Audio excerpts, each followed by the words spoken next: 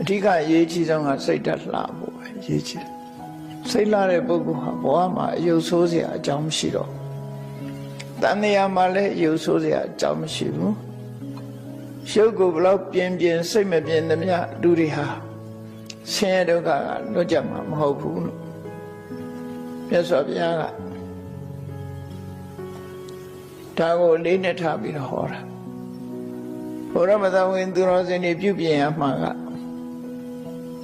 လူတိုင်းအသီးသီးပိုင်ဆိုင်ထားတဲ့စိတ်ဓာတ်ပဲဖြစ်တယ်စိတ်ဓာတ်ကိုဘာနဲ့ပြင်ရမလဲလို့ဆိုရင်စိတ်တူတတ်လို့ရှိရင်မေတ္တာနဲ့ပြင်ရမှာဖြစ်တယ်လောဘကြီးလို့ရှိရင်အလောဘနဲ့ပြင်ရမှာဖြစ်တယ်ဒေါသကြီးတာမေတ္တာနဲ့ပြင်တယ်မောဟကြီးပြီဆိုရင်အသိပညာစီးပူအထုတ်ပြီးတော့ပညာနဲ့ပညာမှာဖြစ်တယ်အဲ့ဒီလိုမပြင်မဘူးဆိုလို့ရှိရင်ဘဝဟာတိုးတက်ကြည်ပွားလာမှုမရနိုင်ဘူးရုပ်ခန္ဓာကိုပြင်ဆင်မှုဟာတခဏတာမြတာဖြစ်တယ်ရုပ်ရဲ့သဘာဝဟာမြင်မြပဲလှပနေစေကမူ